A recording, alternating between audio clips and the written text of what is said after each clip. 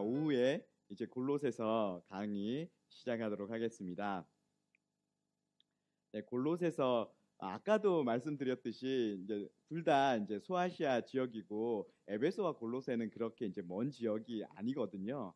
그래서 배경이 또 비슷한 시기에 쓰여졌고 그랬기 때문에 배경이 이제 크게는 다르지가 않습니다. 자, 골로새서 이제 배경을 좀 이제 한번 살펴볼 텐데요. 골로새서 바울과 형제 디모데는이라고 하는데요. 사실 저자는 바울입니다. 나 바울은 친필로 문안하노니라고 하면서 원래 골로새 이제 교회 이 골로새서의 원 저자는 바울인데 왜 그러면 디모데를 같이 언급했는가? 에베소에서 사역할 때 디모데도 같이 이제 사역을 했었었거든요. 그래서 이제 보통 이제 신뢰할 만한 사람 이름을 함께 언급하면서 이 편지의 신뢰성도 높이기도 하고요. 또 한 가지는 뭐냐하면 사도 바울이 지금 로마 감옥에서 골로새서를 이렇게 썼잖아요. 이제 에베소서, 빌립보서, 골로새서, 빌레몬서 이제 비슷한 시기에 이제 써가지고 보냈는데, 근데 이제 사도 바울이 이제 로마 감옥에서 나갈 것을 어느 정도 감지하고 있었던 것 같아요. 그러니까 내가 이제 곧 나가니까 이 이제 내 숙소를 마련해라라고 이제 빌레몬에게 요청을 했었잖아요.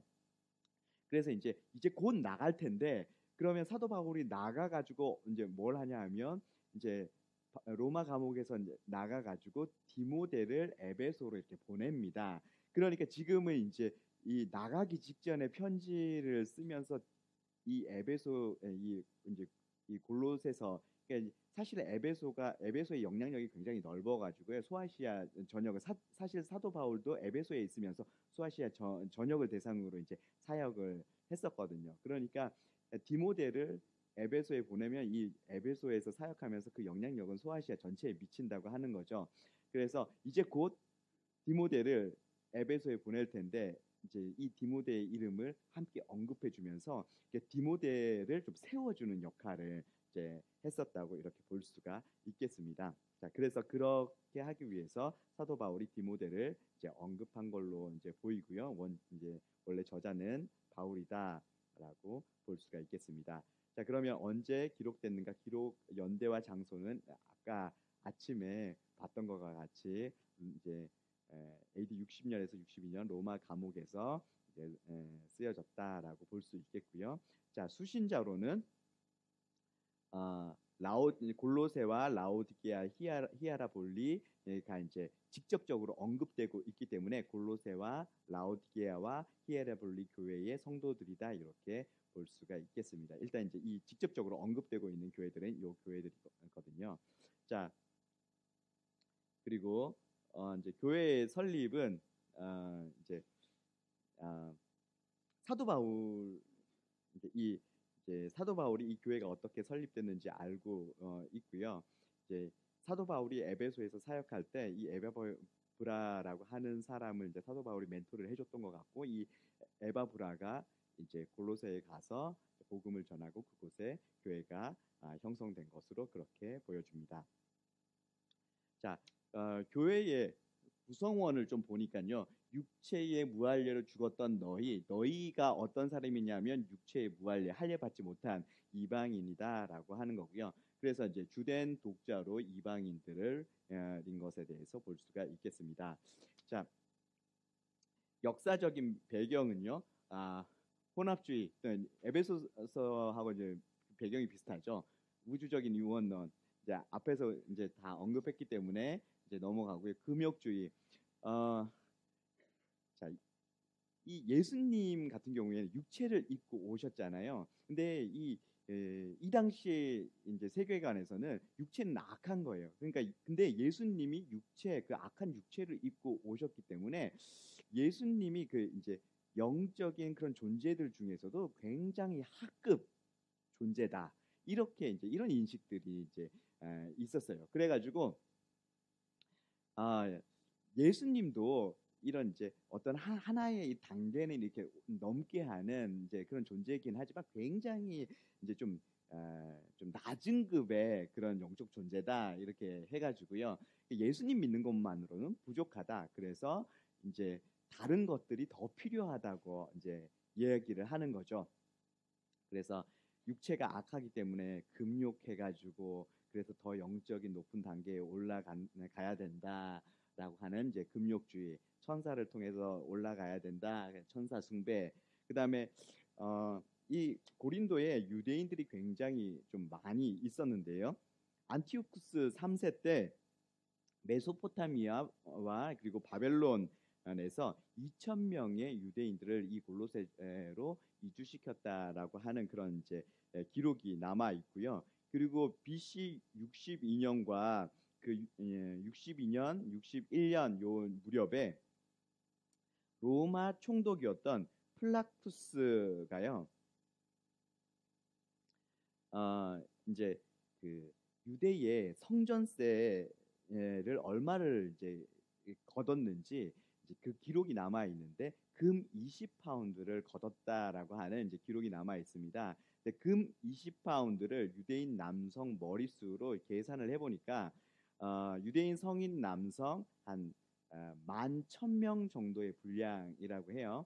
자, 그러니까 유대인 남성 11,000명 정도가 이제 골로새 지방에 이때 당시에 있었다 이렇게 보여집니다. 유대인들이 많이 있었기 때문에 그런 이제 유대적인 그런 성향들이 좀 많이 있었던 그런 지역인 것에 대해서 이제 보게 되고요. 교회도 그런 영향들을 좀 이제 받았다 이렇게 보여집니다. 그래서 어떤 이제 예수님 믿는 것만으로는 부족하고 율법도 준수해야 된다. 이런 주장들도 있고, 그러니까 이제 예수님 믿는 것만으로는 부족하다. 뭐 천사도 숭배해야 된다, 금욕해야 된다, 유대의 어떤 그런 율법주의, 이렇게 율법도 지켜야 한다. 이런 이제 주장들이 있었고, 이런 주장들에 의해서 교회 성도들이 좀 흔들렸다. 이렇게 볼 수가 있겠습니다. 네. 자, 그래서 우주적 이원론, 영은 선하고 육은 악한데 예수님이 육체를 입고 이 땅에 왔기 때문에 낮은 단계 영적 존재로 이제 좀 인식했고요. 영의 높은 단계로 올라가서 구원을 얻기 위해서는 이제 예수 그리스도로만은 충분하지 않다고 하는 거예요. 예수 그리스도로만은 뭐 한 단계, 아주 낮은 단계 한 단계 정도는 올라갈 수 있겠지만 그 위에 쭉 올라가서 구원을 얻기에는 좀 부족하다. 이제 이렇게 이제 여겨졌던 것 같고요. 그렇기 때문에 예수님 말고 다른 것들도 더 필요하다, 이렇게 이런 주장, 이런 거짓된 가르침들이 있었던 것 같습니다. 이제 그래서 기록 목적은 아니다. 이제 이런 이제 교회에 있는 이런 거짓된 가르침에 대해서 이 문제들을 다루고요. 예수님만으로 부족한 것이 아니라 예수 그리스도가 으뜸이고 예수 그리스도가 그분만 한 분만으로 충분하다라고 하는 것을 가르치기 위해서 쓰여졌고요. 그리고 그리스도 안에서의 그런 정체성을 알고 그 정체성에 합당한 또 삶을 살게 하기 위해서 골로새서가 쓰여졌다, 이렇게 볼 수 있겠습니다. 중심 내용은 만물의 으뜸이신 예수 그리스도로 충분하다, 이렇게 중심 내용이 되겠습니다. 구조를 한번 보도록 하겠습니다. 예수 그리스도가 만물의 머리다라고, 으뜸이다, 최고다라고 하는 게 1장부터 2장에서 얘기하고 있고요. 그 다음에 3장부터 4장은 그 머리이신, 그 으뜸이신 예수 그리스도를 따르는 그런 삶을 살아라. 다른 거 쫓지 말고 예수 그리스도, 그분 한 분만을 따르는 그런 삶을 살라라고 하는 것이죠. 자, 그 다음에 만물의 으뜸이신 예수 그리스도에 대해서 얘기하고 있고요.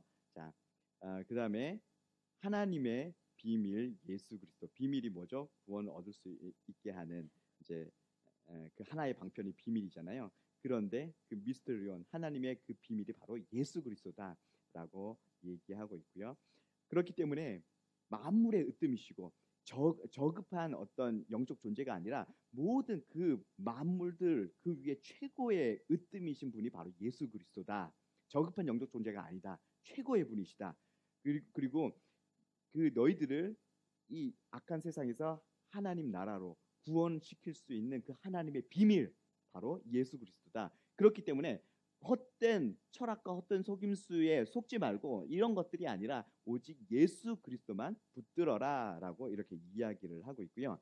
자, 머리이신 예수 그리스도 안에서 이제 어떻게 살지, 새로운 삶을 살 것에 대해서 얘기하고 바울의 동역자들에 대해서 무난하는 이렇게 이런 구조로 볼 수가 있겠습니다. 먼저 1장 1절에서 23절까지 만물의 으뜸이신 예수 그리스도에 대해서 먼저 보도록 하겠습니다. 바울이 감사를 하는데요. 어떤 내용을 감사하냐면 골로새 성도들에게 예수 그리스도 안에 믿음과 그리고 모든 성도에 대한 사랑이 있음에 대해서 감사를 합니다. 자, 이들 안에 믿음과 사랑이 있기 때문에 감사하는데요. 이들 안에 믿음과 사랑이 있는데 그 이유는 뭐냐 하면 하늘에 쌓아둔 소망으로 말미암았대요. 그들에게 있는 믿음의 삶, 그들에게 있는 사랑의 삶이 하늘에 쌓아둔 그 소망으로 말미암았다. 이렇게 이야기를 하고 있습니다. 자, 그러면서 하늘에 쌓아둔 소망에 대해서 지금 굉장히 좀 강조를 하고 있는데, 자, 하늘에 쌓아둔 소망은 뭐 때문이냐면 복음의 진리를 듣고 하나님의 그 은혜를 깨달았기 때문이다. 이렇게 나옵니다.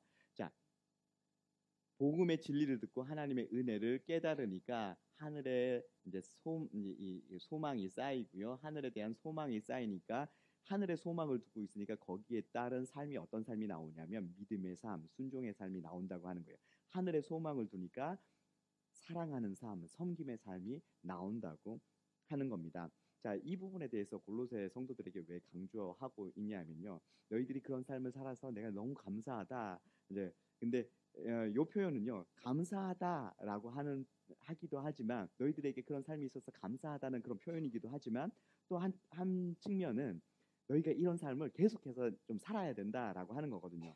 그런데 왜 하늘에 쌓아둔 소망에 대해서 이 복음의 진리에 대해서 이 소망에 대해서 왜 강조하냐면 지금 이게 흔들리고 있어요. 하나님 예수 그리스도만으로는 부족하다. 예수 그리스도만 믿으면 구원받는다는 이 복음만으로는 부족하다. 그러니까 예수 그리스도만 부족하다고 하니까 그 전에 예수 그리스도만 믿으면 구원받는다고 했던 그 구원이 하늘 소망이 흔들리는 거예요. 자, 그러니까 이 하늘 소망이 흔들리는 이들에게 이제 이 하늘 소망에 대해서 강조하고 있는 것입니다. 자, 성도들에게 있어서 하늘의 소망을 두는 것은 너무너무 중요합니다. 왜냐하면 하늘의 소망을 두고 살아갈 때 그들의 삶에 나타나는 건 뭐냐면 믿음의 삶, 순종의 삶, 사랑의 삶, 섬김의 삶 이런 삶들이 나온다고 하는 거예요. 반대로 하늘의 소망을 두지 않으면요. 믿음의 삶을 살기가 어려워진다고 하는 거예요. 하늘의 소망을 두지 않고 세상적인 것들을 붙잡으려고 하고 세상의 소망을 두면요. 사랑의 삶, 섬김의 삶을 살기가 어려워진다고 하는 거죠. 자, 제가 이제 예수전도단에서 이제 6년간 사역을 하면 이제 7년째 안식년을 가게 되는데요. 제가 이제 2009년, 10년에 이제 안식년을 이렇게 보냈습니다. 예수전도단에서 이제 6년 사역하고 2009년, 10년에 안식년을 갔는데요. 근데 그 안식년 때 2010년에 좀 많은 일들이 많이 있었어요. 신종플루가 그때 굉장히 유행을 했었고요. 초반에. 그리고 천안함 사태가 그때 또 있었죠. 그리고 7월쯤에 혹시 그 데이비드 오 목사라고 아시는지 모르겠는데 데이비드 오 목사가 남북 전쟁에 대한 예언을 했습니다. 제가 그때 안식년 때였는데 저희 교회 청년들이 저에게 이제 막 문자도 남기고 전화도 하고 그러면서 자 데이비드 오 목사에 대해서 아시냐고 그래서 난 모른다고 했죠. 그랬는데 이제 남북 전쟁에 대해서 북침 예언을 데이비드 오 목사가 했다. 이것에 대해서 어떻게 받아들여야 되는지에 대해서 청년들이 저에게 물어봤습니다. 그래서 나는 그 사람이 누군지도 잘 모르겠고 그리고 별로 신경 쓰지 말아라. 그리고 하나님께서 설령 이렇게 이 심판에 대해서 말씀하시더라도 하나님은 심판의 목적이 아니라 우리가 돌이키는 것이 목적이기 때문에 그거에 대해서 크게 신경 쓰지 말고 우리가 할 것은 그러면 하나님께 더 나아가서 기도하는 거, 우리의 삶을 돌이키는 거다. 그래서 신경 쓰지 말아라 얘기를 하고 나서 궁금했죠. 저도 그 목사님이 어떻게 예언하는가 궁금해서 아내와 아이가 자고 있을 때 혼자 인터넷을 켰습니다. 그리고 데이비드 오 목사 이렇게 이제 예언을 딱 이렇게 쳤더니 영상이 여러 영상이 있더라고요. 그래서 그 영상을 틀어서 봤는데 어, 굉장히 이렇게 이제 좀 영상을 잘 만들었어요. 두려움을 막 불러일으키게 영상을 아주 잘 만들었더라고요. 막 이렇게 북한이 막 폭격하는 막 이제 그런 동영상과 함께 이제 그분이 예언하는 것마다 예언하고 나서 한 달 후에 그런 일들이 막 일어났던 것들에 대해서 막 이렇게 이제 해가지고 영상을 아주 이제 잘 만들었는데 문제는 제가 그 영상을 보고 나서 제가 두려워졌다는 거 하는 겁니다. 무서웠어요. 진짜로 이런 일이 일어나면 어떻게 하지? 이런 생각이 들었습니다. 제가 교회 청년들에게 다 두려워하지 말라고 얘기해 놓고 제가 두려웠어요. 어, 그래서 제가 아내한테 내가 이 영상을 봤는데 두려워졌다. 그래서 우리가 함께 기도했으면 좋겠다. 그래서 아이가 자고 나면 아내와 함께 같이 기도를 했습니다. 기도하는데요. 기도할 때마다 하나님께서 한 가지씩 한 가지씩 보여주셨던 것이 있어요. 그게 뭐냐면 제가 사랑하고 있는 것들을 하나씩 하나씩 보여주는 거예요.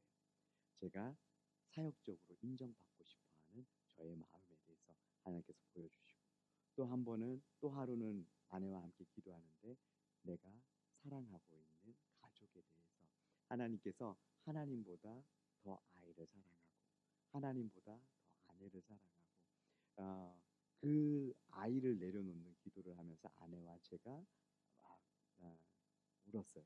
펑펑 울면서 하나님 이 아이를 주님 앞에 내려놓습니다. 내가 주님보다 더 사랑하지 않기로 내가 하나님 제가 앞에 하나님께서 말씀하시는 어떤 결정을 할 때 이 아이에 대해서 이 아이 때문에 내가 하나님께서 말씀하시는 것을 못하거나 그렇지 않겠습니다. 이런 이제 기도를 울면서 했습니다. 제가 그 영상을 보고 두려웠던 게 왜 두려웠냐 하면 그 전에 내가 가진 것이 없다고 생각했을 때는 하나도 두렵지가 않았어요. 내가 가진 게 몸밖에 없다고 생각했을 때는 두렵지가 않았었거든요. 그래서 제가 대학 때는 순교하는 게 꿈이었습니다. 그래서 어떻게 하면 순교할 수 있을까? 북한 선교나 무슬림 선교를 하면 순교할 수 있는 기회가 생길 것 같다는 생각이 들어서 그때 북한 선교, 무슬림 선교 막 이제 그게 저의 비전이라고 막 얘기하고 다녔었는데요. 한 번밖에 살 수 없는 이 삶을 주님을 위해서 목숨까지 드리고 싶다 이런 마음이 있었습니다. 그런데요, 점점 내가 사랑하는 것들이 생기는 거죠. 아내가 생기고 아이가 생기고 사역을 하면서 조금씩 조금씩 인정받기 시작하고 그리고 또 사역을 하면서 어떤 지위에 올라가니까 더 높은 지위가 또 보이는 거예요. 저기까지 올라가고 싶다. 올라가고 나니까 더 올라가고 싶다. 이런 것들이 자꾸 보이기 시작하는 거예요. 그걸 자꾸 잡으려고 하는 거죠. 세상의 것을 자꾸 잡으려고 하는데요. 하나님을 붙잡고 있다가 이걸 놓고 자꾸 세상의 것을 자꾸 붙잡으려고 하는 거예요. 세상의 것을 붙잡으려고 하면 할수록 세상에 소망을 두면 둘수록 어디에 소망이 사라지냐 하면 하늘에 대한 소망이 점점 사라지는 거예요. 그전에는 대학 다닐 때는 10의 5조를 드렸습니다. 그리고 제가 이제 대학 4년간 다른 사람에게 그냥 거저 준 돈, 헌금 말고 그냥 거저 준 돈이 600만 원 정도가 되더라고요. 사실 이거 세보고 나서 하나님께 회개했는데 한 달에 한 10만 원씩은 그냥 다른 사람에게 준 거죠. 저에게 부모님이 안 계셨어요. 그런 저에게 10만 원을 다른 사람에게 매달 준다고 하는 건 쉽지 않았죠. 그런데 다른 사람에게 줄 때 되도록이면 아무도 모르게 그 사람도 모르게 이제 주는 경우들이 많이 있었어요. 그냥 편지함에 그 사람 이름만 써서 주기도 하고 그렇게 왜 그렇게 했냐면 아무도 몰라야 아무도 나에게 칭찬해주지 않아야 그게 하늘에 쌓일 것만 같아서 그래서 근데 그렇게 하면 할수록 막 하나님 계신 그 천국이 더 소망이 막 되는 거예요. 주님이 나 아시지? 주님이 내가 한 거 아시지? 그러니까 더 하늘에 대해서 소망하게 되는 거죠. 그런데 시간이 지나고 내가 하늘의 것을 생각하지 않고 땅에 사람들에게 인정받는 거, 더 인정받아야지, 더 높이 올라가야지. 그리고 세상의 것을 잡으려고 하면 할수록 점점 하늘이 희미해지는 거예요. 그러면서 제 삶에 뭐가 사라지냐면요, 간증이 사라지는 거예요. 내가 희미해 보이는, 뭔가 이렇게 불명확해 보이는 하나님의 말씀대로 살지 않고 뭔가 눈에 확실하게 이 일은 요렇게 해야 되는 거지. 그래서 점점 기도하지 않고 결정하는 것들이 많이 생깁니다. 그래, 이 일은 여기까지 가기 위해서는 여기에 이 정도의 포석이 있어야 되고 요렇게 가는 거지.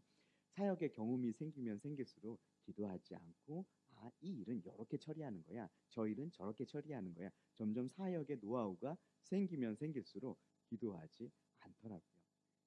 그러면서 점점 높은 자리를 갈망하고 인정을 갈구하고 그러면서 제 안에 하늘에 대해서 소망하지 않고요.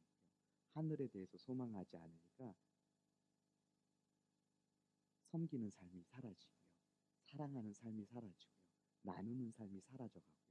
하나님 말씀대로만 사는, 온전히 순종하는, 이게 과격하게 순종하는 그런 삶들이 사라지기 시작하는 거예요. 근데 그런 삶이 사라지니까요, 간증이 사라지는 거예요. 하나님께서 그 전에 그렇게 많이 내 삶 가운데 일하시고 역사하셨는데 이제 간증거리가 없는 거예요. 다 과거의 간증들만 내가 하고 다니는 거예요. 제가 이제 매일 이제 아내와 함께 밤마다 그렇게 기도할 때마다 하나님께서 제가 붙들고 있는 거, 사랑하는 거 하나씩 보여줄 때마다 아내와 울면서 기도했습니다. 하루도 그렇게 울면서 기도하고 나서 이제 잠에 들었는데요. 아침에 일어났는데 아이하고 저는 일어났어요. 그때 아이가 이제 굉장히 어렸었는데 이제 태어난 지 얼마 안 됐었는데 아이가 이제 어려가지고 울고 막 이렇게 돌아다니면 아내가 이제 잠에서 깰까 봐서 아이를 안고 이제 집 밖을 이렇게 나왔어요. 그래서 아이를 안고 산책을 하는데 하늘을 이렇게 이제 아이를 안고 이제 산책하면서 하늘을 쳐다보는데 눈물이 나는 거예요. 그러면서 제가 그 찬양을 불렀습니다. 나 지금은 비록 땅을 벗하며 살지라도 내 영혼 저 하늘을 디디며 사네. 내 주님 계신 눈물 없는 곳 저 하늘에 쌓은 내 소망 있네. 이 찬양 부르는데요, 눈물이 막 쏟아지는 거예요. 내가 한때는 하나님만으로 충분했었는데, 내가 한때는 하늘만 소망하면서 살았는데 지금 내가 그렇게 살지 못하고 있는 내 자신을 보니까, 땅의 것을 계속 붙잡으려고 하는 나 자신을 보니까 너무너무 서글픈 거예요.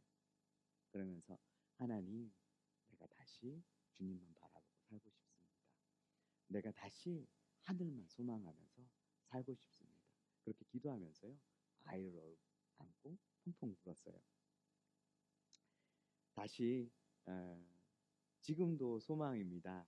하늘만 바라보고 하늘의 소망을 두고 그렇게 살았으면 좋겠고, 여기에 있는 이미 그렇게 살고 계시지만 여기 저와 함께 그런 삶 살았으면 좋겠습니다. 그리고 여기에 보면요, 자, 우리가 얻은 구원에 대해서 이렇게 이야기를 하고 있고요. 그리고 가운데 부분에 예수님이 어떤 분이신지 이야기를 합니다. 자, 예수님이 어떤 분이신가? 하나님의 형상이고요. 만물보다 먼저 계시고요. 만물을 창조하신 분이시고요. 만물이 그를 위해서 창조됐다고 하고요. 만물의 으뜸이고요. 모든 충만이 그 안에 거하는 자. 충만이 뭡니까? 구원에 이르게 하는 거죠. 근데 그분 안에, 예수 그리스도 안에 모든 충만이 있대요. 자, 한 단계만 충만시키는 게 아니라 모든 충만. 그래서 영의 높은 단계에 오르게 할 수 있는 모든 충만이 예수 그리스도 안에 있다고 하는 거예요. 만물고 땅에 있는 것과 하늘에 있는 것들을 다 화목케 하는 자. 만물, 땅에 있는 모든 것, 하늘에 있는 것 다 화합게 하는 것. 다 구원에 대한 여러 가지 표현들이죠. 하나님, 예수 그리스도 그분으로 충분하다고 하는 거예요. 예수 그리스도 그분 안에 모든 충만이 있고 그분이 땅에 있는 모든 것과 하늘과 만나게 하는 이게 이제 이들이 생각하는 구원이거든요. 만물의 으뜸, 저급한 영적 존재가 아니라 만물의 최고 으뜸이라고 하는 거예요. 자, 이런 분과 너희가 연합되어 있으니까 너의 구원이 어떻다고 하는 거예요? 확실하다라고 하는 겁니다. 자, 그러니까 너희 구원이 이런 예수 그리스도와 연합되어서 너희가 구원받았기 때문에 너희의 구원이 어떻다는 거예요? 확실하다. 그러니까 너희가 구원을 얻기 위해서 다른 것 찾아 헤매지 말라고 하는 거예요. 뭐 금욕주의, 다른 어떤 이제 다른 뭐 철학 이런 거 찾아 어떻게 하면 더 높은 단계에 올라갈 수 있을까? 다른 거 찾지 말라고 하는 거예요. 예수 그리스도 그분 한 분만으로 충분하다라고 하는 겁니다. 그분이 만물의 으뜸이시고 그분 안에 모든 충만이 있고, 자, 그분 한 분만으로 그분께만 딱 붙어 있으면 그분만 믿으면 충분하다. 다 구원받는다. 너희들의 구원이 확실하다. 그러니까 흔들리지 말라고 하는 것이죠. 자, 그다음에 예수 그리스도의 하나님의 비밀 예수 그리스도. 자, 비밀은 너희 안에 계신 예수 그리스도다. 하나님의 비밀인 예수 그리스도를 깨닫게 하려 함이니 그 안에 지혜와 지식의 모든 보화가 감추어져 있다라고 이야기하고 있습니다. 자, 비밀 밀교에서는 이 비밀 미스테리 온 이 비밀을 소유해야지 영의 높은 단계로 올라갈 수 있다고 하죠. 자, 그런데 하나님 예수 그리스도 안에 모든 비밀이 다 있다라고 하는 겁니다. 자, 그리고 그 비밀 너희 안에 이미 예수 그리스도 그 모든 비밀이신 하나님의 비밀이신 예수 그리스도가 너희 안에 이미 있다고 하는 거예요. 예수 그리스도와 네가 이미 연합되어 있어서 너희의 구원이 확실하다라고 하는 걸 또 한 번 강조하고 있죠. 자, 세 번째 단락으로 넘어가서요. 자, 그렇기 때문에 철학과 헛된 속임수가 아니라 머리이신 예수 그리스도를 붙들어라라고 얘기하고 있습니다. 자, A에서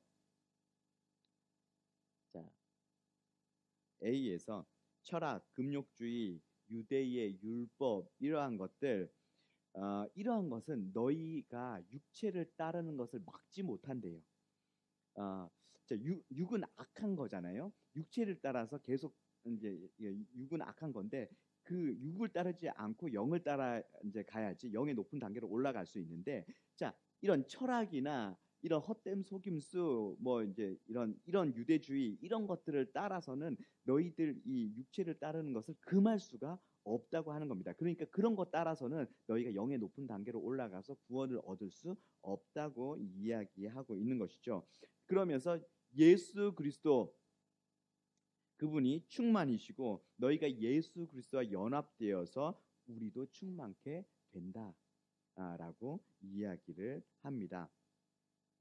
자, 예수 그리스도 그분이 충만이시고요. 우리가 예수 그리스도와 연합됐기 때문에 충만입니다. 근데 그분이 하늘로 올라가셨죠. 그래서 하나님 우편에 앉아 계시는데 우리가 예수 그리스도와 연합되어 있기 때문에 예수 그리스도와 함께 우리의 존재가 어디에 있는 거예요?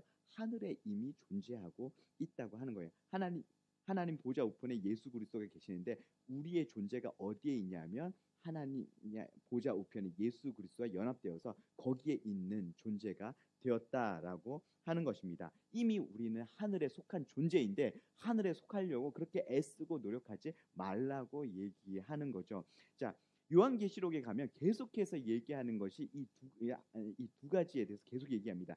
교회는 땅에 거하지만 너희들의 존재는 하늘에 있다. 하늘에 있는 교회, 땅에 있는 교회. 이게 요한계시록에서 계속해서 같이 이제 가는 개념이거든요. 그래서 너희들이 땅에 존재하지만 너희들은 하늘에 속한 존재, 하늘에서 하나님 보좌 우편에서 세상을 다스리고 있는 그런 존재다라고 하는 것에 대해서 계속 이야기를 합니다. 여기서도 동일하죠.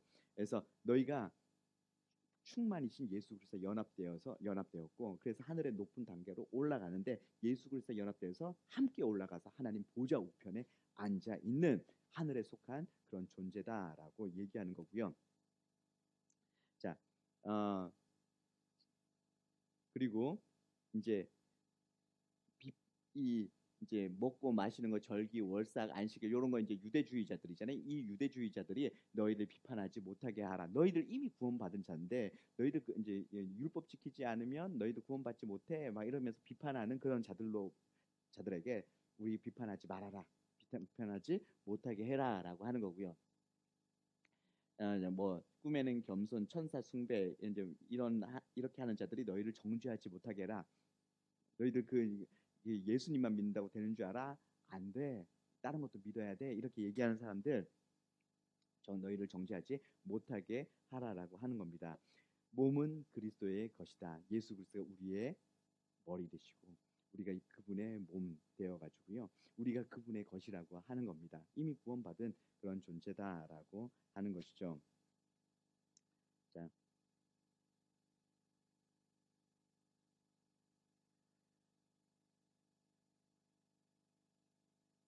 그 다음에 네 번째,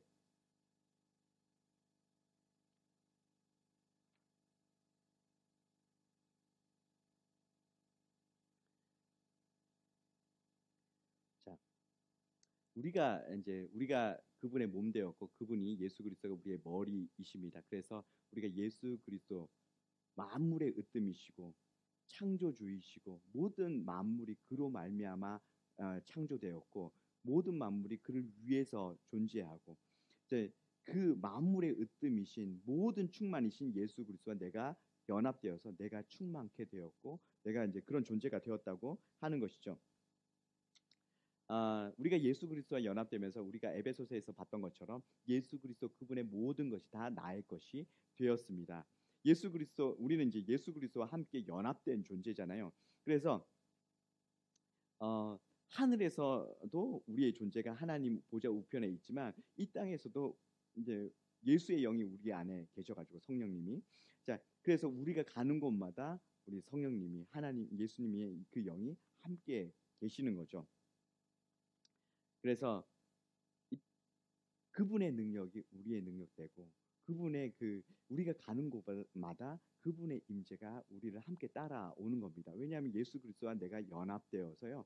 우리가 가는 곳마다 어디든지 주님의 그 임재가 있는 거죠.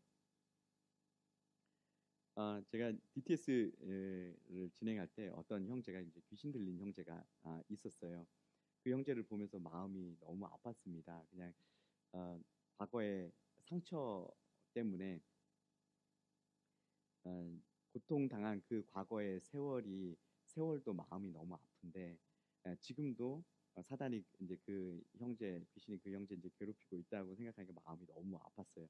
그래서 그 형제를 이제 귀신아 떠나가라 이런 대적기도 하지 않고요. 그냥 그 형제에게 찾아가서 그 형제 안아줬어요. 막 소리 지르고 그러는데 그 형제를 꼭 안았습니다. 그런데 그 형제 이제 입에 거품을 물고 귀신이 떠나갔습니다. 어떻게 해서 이런 일이 일어나냐면요. 우리 안에 그런 능력이 있는 게 아니라 우리 안에 그분이 계시거든요. 예수 그리스도 그분이 계시니까 우리가 가는 곳마다 함께 그분이 가시는 거예요. 우리가 형제를 안으면요. 내 안에 계신 예수님께서 함께 안아주시고 그러니까 우리가 가는 곳마다 변화들이 일어납니다. 우리가 교회에 가면 교회가 변화되고 우리가 가정에 들어가면 주님과 함께 가정에 들어가면 가정이 변화되는 거죠. 우리가 내 안에 계신 그 주님을 인정하면서 주님의 주되심을 인정하면서 내가 가정에 들어가면요. 그 가정 안에서 주님이 나 여기 있다 나타나시고요. 그러면 가정이 어떻게 되겠습니까? 회복이 일어나는 거죠. 내 안에 계신 그 주님을 내가 인정하면서 내가 교회 가운데 들어가면요. 교회에 있는 문제들이 사라지기 시작하는 겁니다. 주님이 나 여기 있다라고 하면서 다스려 주시는 거죠. 우리가 어떤 존재냐? 주님과 연합되어 있는 주님이 우리의 머리시고 우리가 그분의 몸으로 그분과 연합되어 있는 그런 존재, 굉장히 어마어마한 그런 존재라고 하는 거 에베소 이 골로새 성도들에게 깨우쳐 주는 거죠. 자, 그렇기 때문에 머리이신 예수 그리스도 안에서 새로운 삶 살아라. 너희들이 예수 그리스도와 연합되어 있는 너희들이 지금 연합되어 있는 예수 그리스도가 어떤 분인지 아냐? 그렇게 놀라운 분인데 그 예수 그리스도 너희들이 지금 연합되어 있다고 하는 거예요. 그러니까 거기에 걸맞는 그런 삶을 살아라라고 하는 것입니다. 자, 예수 그리스도와 연합되어서 새로운 존재가 되었는데 그 신분에 걸맞게 살아라라고 하는 거죠. 과거에 땅의 것을 생각하고 땅의 것을 찾으면서 사니까 음란하게 정욕대로 살고 우상 숭배하고 분내고 비방하고 거짓말하면서 사는 거예요. 그렇게 땅의 것을 쫓으면서 정욕대로 살면 어떻게 되냐면 3장 6절에 하나님의 진노가 임하게 되는 것입니다. 하지만 이제 어떻게 됐어요? 신분이 바뀌었습니다.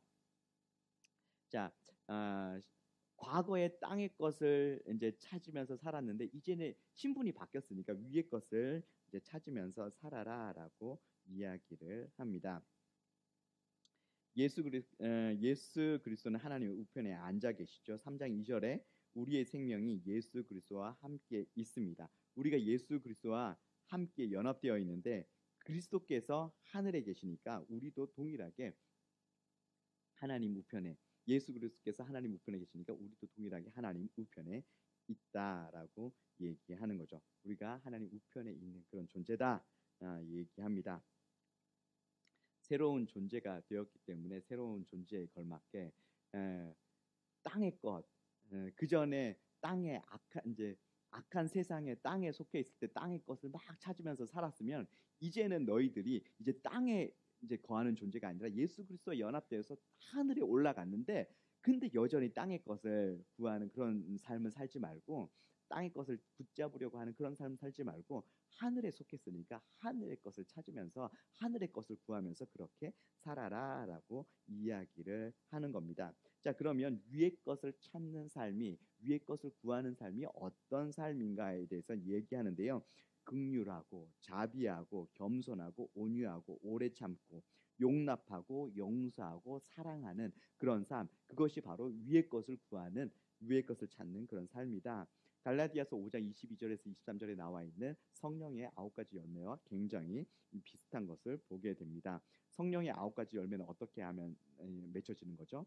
성령을 따라서 살면 맺혀지는 겁니다. 성령을 따라서 살 때 성령님께서 말씀하시는 것에 순종하면서 살 때 우리 삶에 맺혀지는 열매가 성령의 9가지 열매거든요. 그런데 이것과 굉장히 비슷하죠. 그래서 위의 것을 찾는 삶, 위의 것을 구하는 삶, 우리 하나님께서 우리를 이제 하늘에 속한 존재가 되게 하셨고 위의 것을 찾는 삶, 그 존재에 걸맞는 삶이 위의 것을 찾는 삶인데 그 삶이 실제적으로 우리의 삶에 어떻게 나타나느냐? 이렇게 나타난다라고 하는 것이고요. 갈라디아서 5장 22절, 23절에 나타나 있는 성령의 9가지 열매와 굉장히 유사한 비슷한 그런 삶의 형태들로 나타난다라고 하는 겁니다. 자, 그래서 위의 것을 찾는 삶은 성령을 따라 행하는 삶이라고 우리가 이제 볼 수가 있겠고요. 성령을 따라 행하다라고 하는 페리파테오라는 헬라어 단어는요. 구약의 어떤 이제 70인역에 구약의 할라크를 다 뭘로 번역했냐면 페리파테오라고 하는 단어로 번역했습니다. 어제 유병현 간사님이 할라크를 뭐라고 했죠? 하나님과 동행이라고 얘기했습니다. 창세기에 보면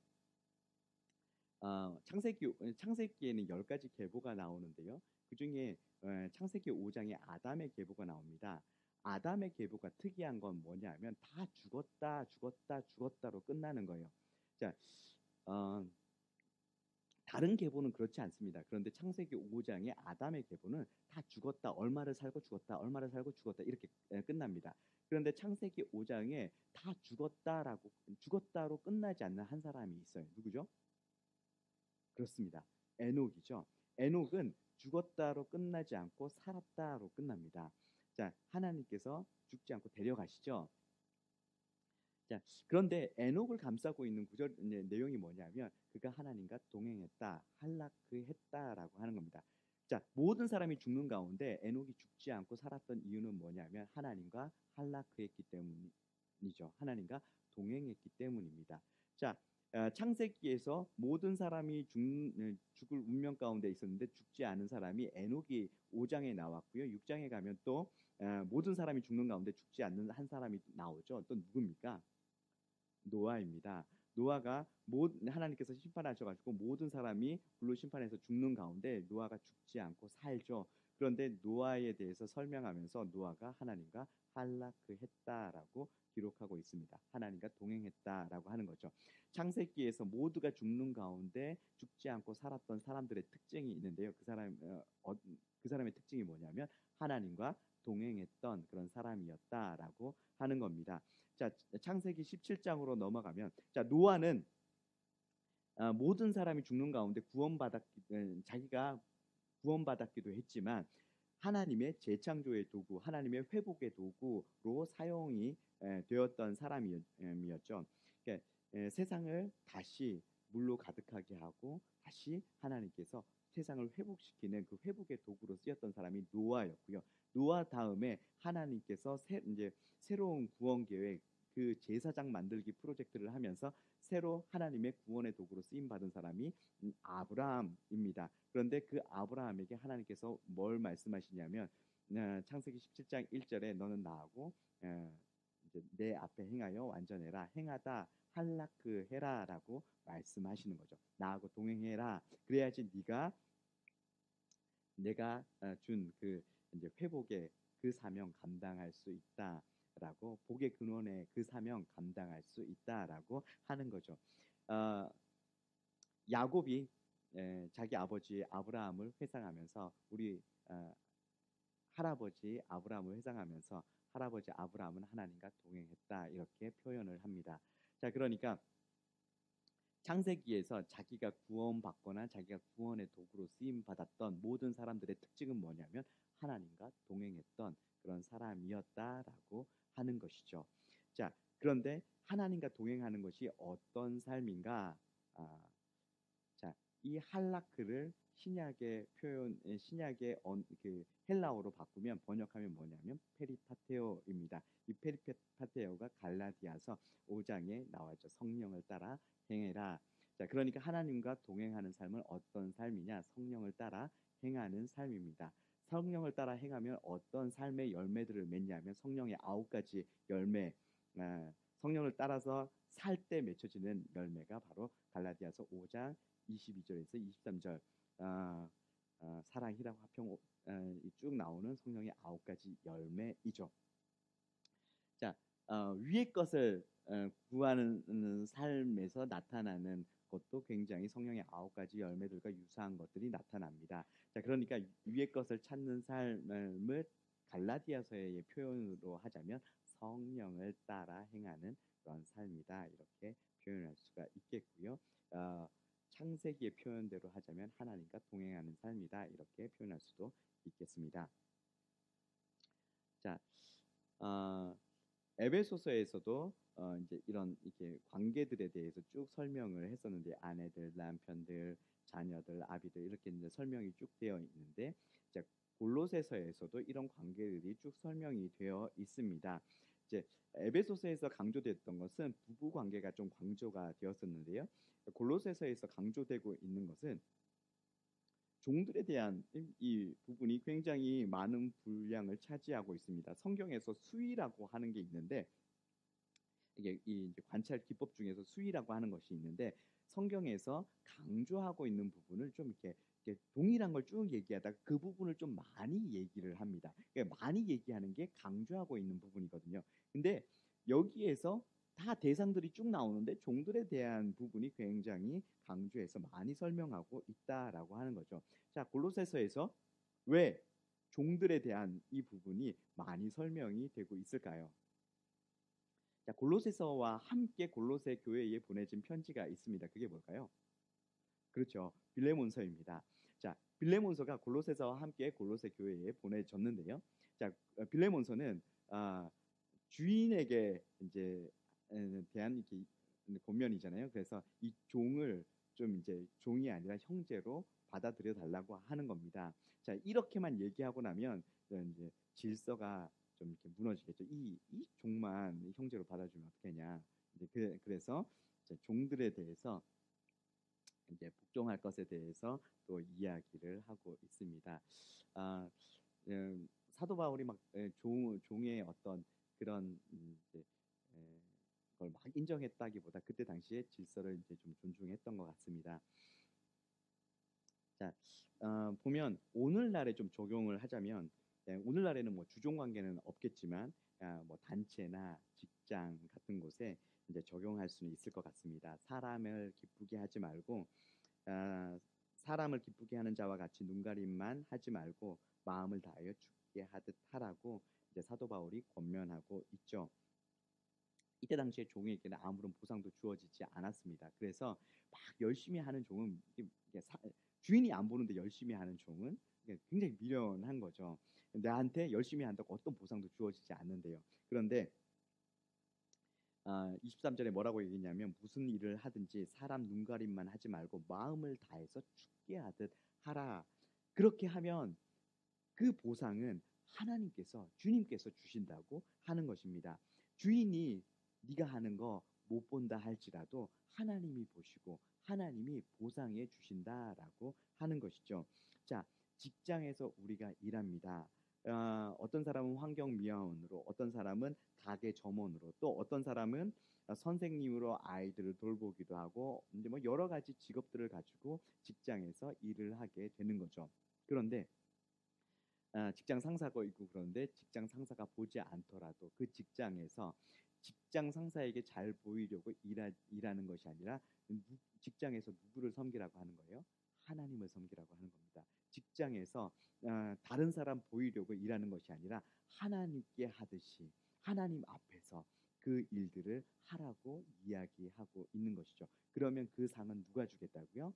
하나님이 주시겠다고 그렇게 말씀하고 있는 것입니다. 자, 어떤 것이 거룩한 일일까요? 선교하고 목회하는 일만 거룩한 일일까요? 아니면 정치하거나 뭐 이제 사업을 하는 그런 일들도 거룩한 일일까요?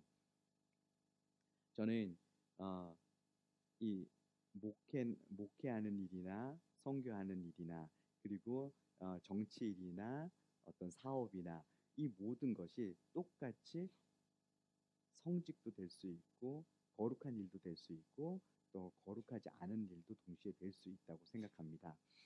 어떤 사람이 신학대학원 장로회 신학대학원 면접을 보는데요. 왜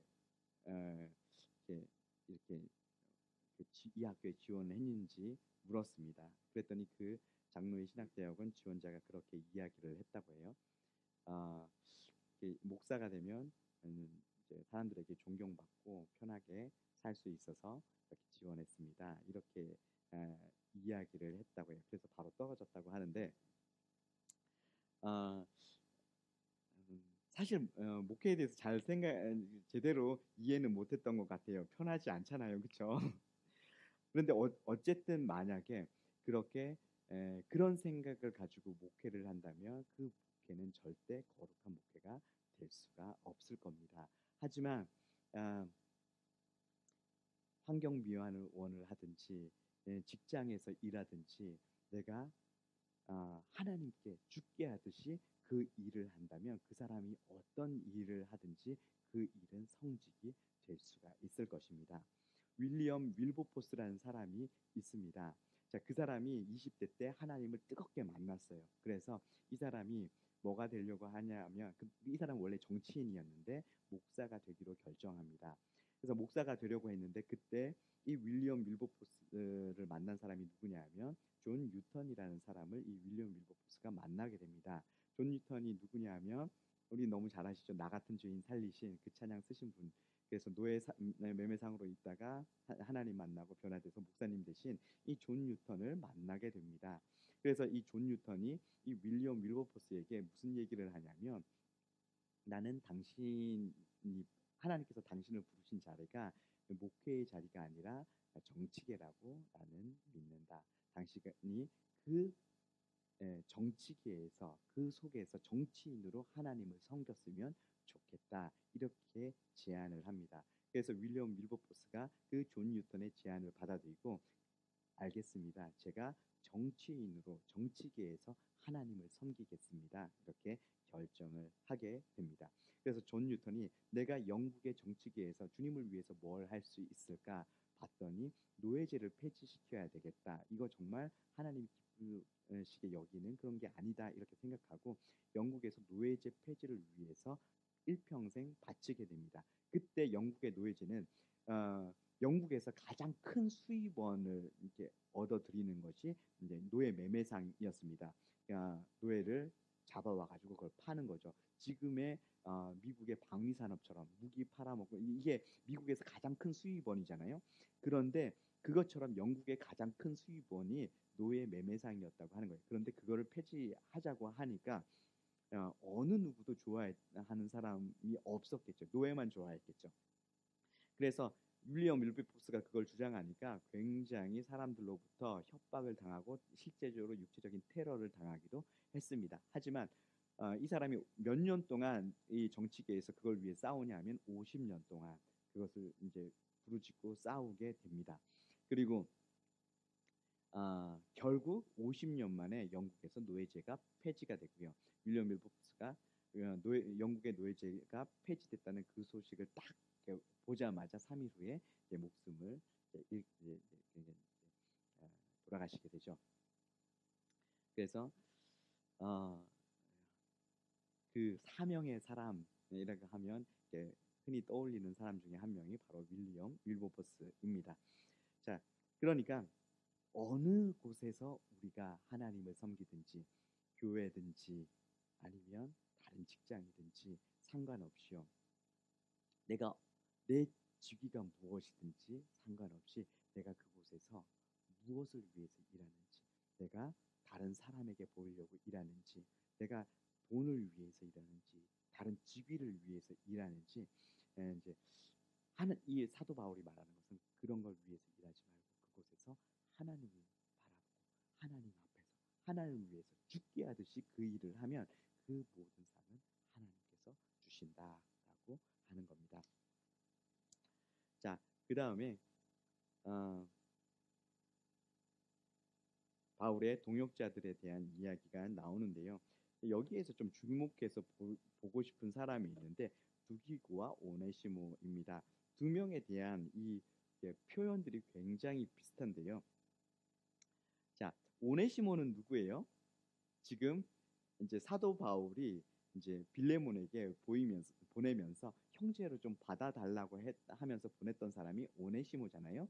근데 이 오네시모와 지금 편지를 들고 갖고 있는 사람은 누구예요? 두기고입니다. 근데 이 두기고와 오네시모에 대한 그 묘사들이나 표현들이 굉장히 유사한 것을 보게 됩니다. 자, 그렇다면 두기고는 어떤 사람이었나 한번 보도록 하겠습니다. 자, 사도행전 20장 4절에 보면 바울과 3차 전도여행을 함께 했던 사람이 바로 두기고고요. 자, 에베소서를 보면 에베소서를 전달했던 사람, 에베소서 6장 21절에 보면 에베소서를 전달했던 사람이 두기고고요. 그 다음에 골로새에 전달했던 사람이 또 두기고입니다. 골로새서 4장 7절에 나와 있고요. 그리고 디도서 3장 12절에 보면 디도서를 그레데 교회에 있는 디도에게 전달했던 사람도 두기고입니다.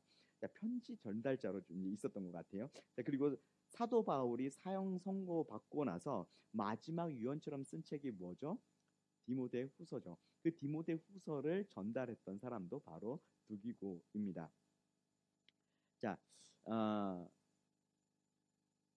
디도서를 보면요, 디도가 사역했던 그 그레도 교회에 문제가 일어났습니다. 어떤 문제냐면 헬라파와 그리고 유대 율법주의자들이 이제 부딪힌 거죠.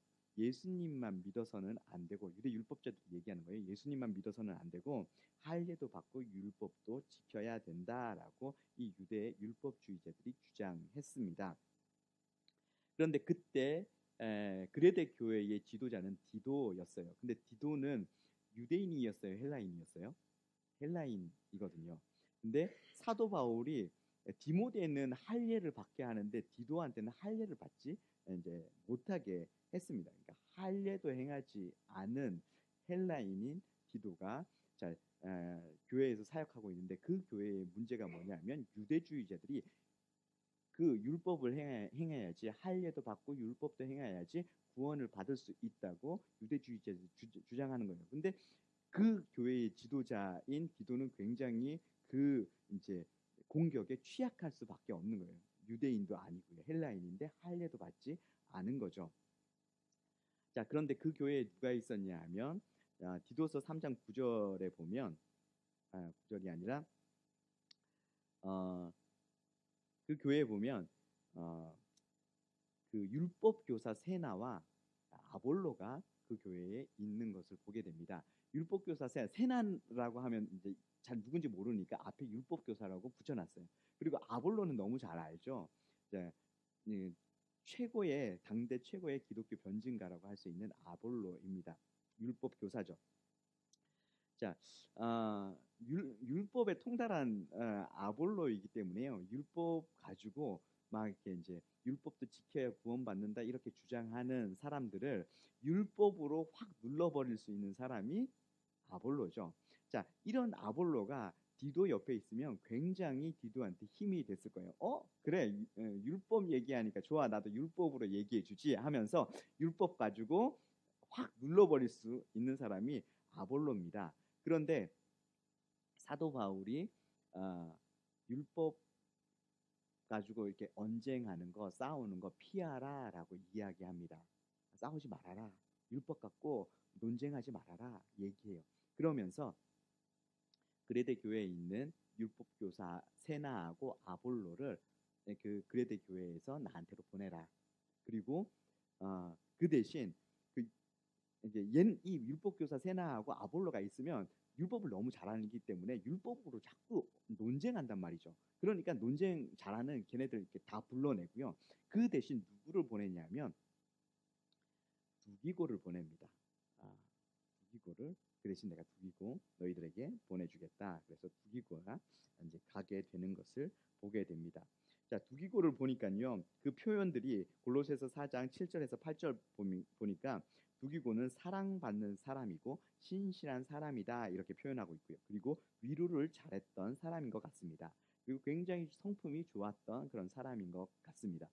자, 이런 표현들을 보니까 지금 이제 그레데 교회의 율법 문제 때문에 막 싸우고 있는데 그 싸움에 최적화되어 있는 아볼로를 빼고 그리고 사랑 많은 두기고를 이렇게 보냈다라고 하는 거죠. 사도 바울의 굉장히 신임을 얻었던 굉장히 성품 좋은 사람 두기고였던 것 같습니다. 자, 그런데 이렇게 사도 바울이 신뢰하는 이 두기고와 지금 함께 보내고 있는 이 종 오네시모를 이제 똑같이 표현을 하고 있는 거예요. 자, 이 오네시모를 종이 아니라 형제로 받아주십시오라고 하면서 두기고와 똑같이 표현을 하고 있습니다. 자, 그 전에 도망 나왔지만 나하고 함께 있으면서 온전히 변화됐습니다. 정말 좋은 사역, 두기고 같이 좋은 사역자가 됐습니다. 그러니까 이 오네시모 잘 받아주십시오. 이런 의도가 여기에 숨어 있겠죠. 자, 이렇게 해서 이제 우리가 골로새서 이제 쭉 우리가 이제 그 이제 동역자들에 대한 문안까지 우리가 봤는데요. 골로새서의 이제 핵심이라고 한다면 예수 그리스도가 으뜸이시다. 그 으뜸이신 예수 그리스도와 우리가 어떻게 되는 거예요? 연합되어 있기 때문에 우리의 구원도 확실하다라고 하는 거예요. 자, 그렇기 때문에 예수 그리스도 그분 한 분만으로 충분하다. 다른 거 찾지 말아라. 예수 그리스도 그분 한 분만으로 우리가 충분하니까 그분만 바라보고 그분만 따르는 그런 삶 살아라라고 하는 것입니다. 이것이 골로새서의 이제 핵심이라고 하는 거죠. 우리가 이제 그래서 음, 다른 거 바라보지 않고 세상에 다른 거 붙잡으려고 하지 않고 우리 어, 으뜸이신 최고이신 예수 그리스도만 바라보는 그런 삶 우리가 함께 살았으면 좋겠습니다. 기도하겠습니다.